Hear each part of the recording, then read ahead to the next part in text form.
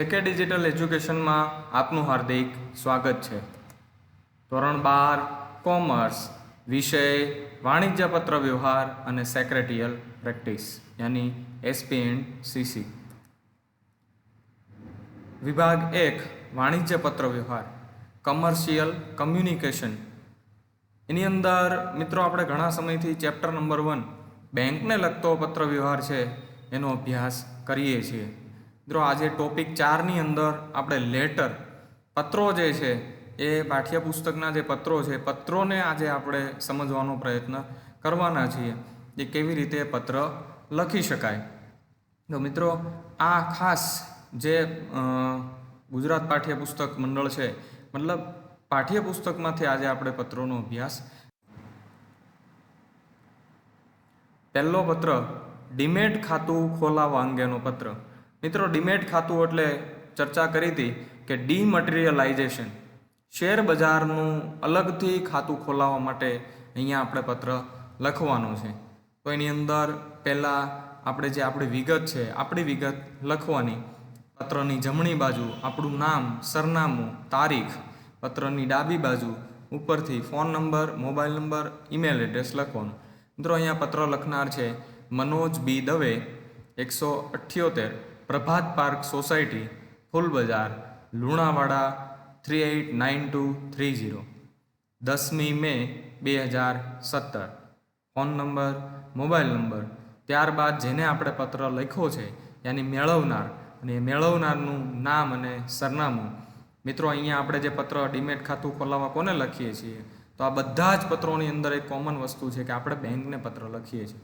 તેથી આપણે અહીંયા સંબોધનની અંદર મેનેજર શ્રી વિજયા બેંક, ફૂલ બજાર, લુણાવાડા 389230 મતલબ બેંકના મેનેજરને આપણે પત્ર લખીએ છીએ।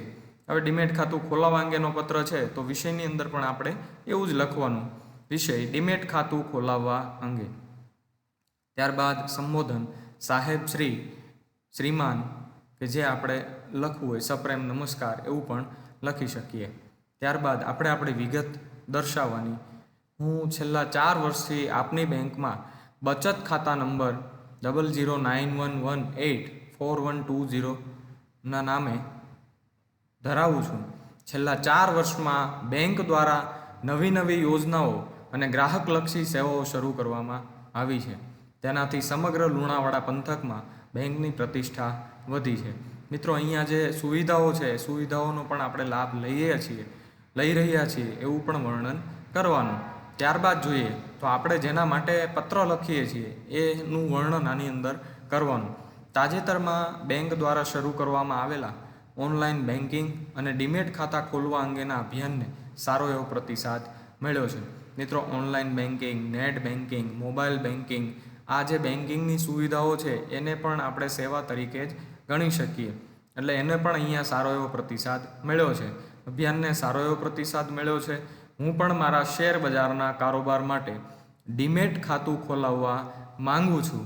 હું મારા ડીમેટ ખાતું આપની બેંકના મારા બચત ખાતા નંબર 0091184120 સાથે જોડીને કામકાજ કરવાની ઈચ્છા રાખું છું। મતલબમાં અહીંયા જે એનું પોતાનું ખાતું છે ખાતાની સાથે જ એ ડીમેટ ખાતું ખોલાવવા માંગે છે અને કારણ પણ આપ્યું છે કે શેર બજારના કારોબાર માટે ખોલાવવા માંગે છે। ત્યારબાદ ડીમેટ ખાતું ખોલાવવા માટે જરૂરી શરતો અને નિયમોનું પાલન કરવાની હું ખાતરી આપું છું। ડીમેટ ખાતાની શરત પ્રમાણે હું મારા ખાતામાં ત્રિમાસિક ધોરણે જે બેલેન્સ મેન્ટેન કરવાનું છે રાખવું પડતું ₹5000નું લઘુત્તમ બેલેન્સ પણ જાળવીશ। ત્રિમાસિક એટલે 3 મહિનાની અંદર ક્વાર્ટરલી જેને કહેવાય ક્વાર્ટરલી ₹5000 મેન્ટેન કરવાના અને આપણે જાળવવું ફરજિયાત છે, નહીં તો એનો જે ચાર્જ હોય એ ચાર્જ બેંક છે વસૂલ કરતી હોય છે। એટલે અહીંયા પણ કીધું છે કે નીતિ નિયમોનું હું સંપૂર્ણપણે પાલન કરીશ। ડીમેટ ખાતું ખોલાવવા માટેનું સંપૂર્ણપણે ભરેલું ફોર્મ, મારા 2 ફોટોગ્રાફ્સ, લાયસન્સ અને પાન કાર્ડની નકલ તથા ડીમેટ ખાતાને ચાલુ કરવા માટે ભરવી પડતી ₹500ની રકમનો ચેક એક આ સાથે બીડેલ છે। ડીમેટ ખાતું ખોલવાની સાથે જ તેનો પાસવર્ડ અને કસ્ટમર આઈડી આપવા વિનંતી છે જેથી હું ડીમેટ ખાતું ખાતાનો ઉપયોગ કરી શકું.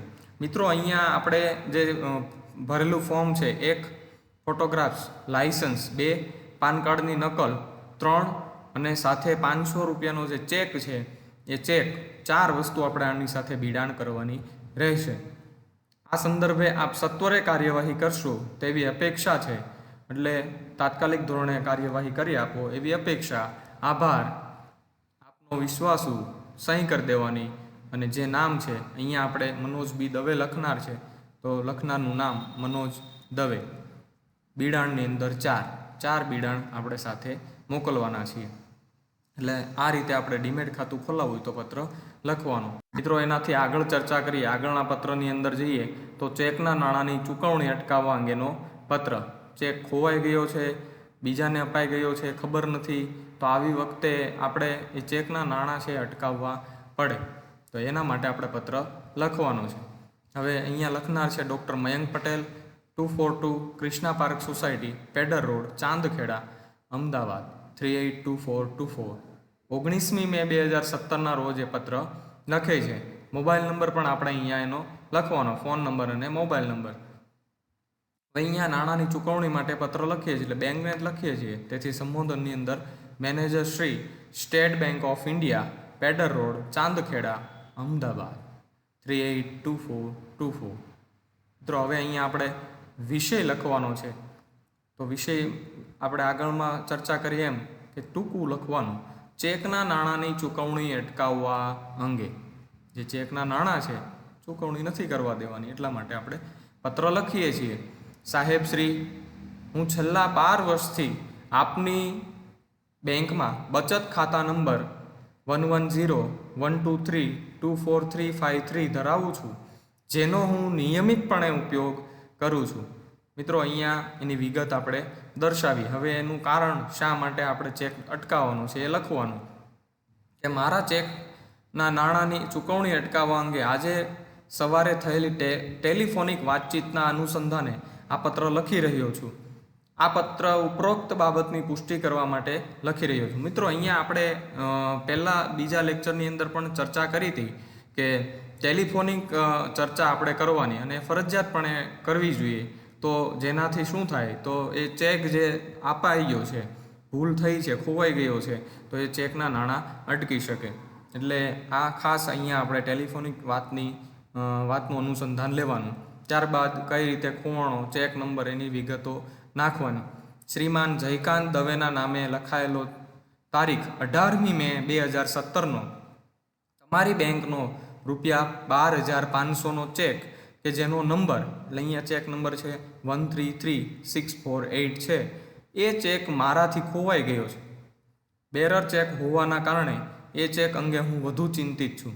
જો ઉપરોક્ત ચેક નાણાંની ચૂકવણી માટે કોઈના પણ દ્વારા રજૂ કરવામાં આવે તો તેના નાણાંની ચૂકવણી કરશો નહીં. મિત્રો અહીંયા ખાસ આપણે જોવાનું, તારીખ લખવાની, એની રકમ લખવાની, ચેકનો નંબર લખવાનો અને કયા પ્રકારનો ચેક છે. એકાઉન્ટ પે ચેક હોય તો એ પોતાના સામેવાળા જે વ્યક્તિને આપ્યો છે એના જ એકાઉન્ટમાં જાય, પણ બેરર ચેક છે એટલે કોઈ પણ વ્યક્તિએ ચેક નાખી શકે.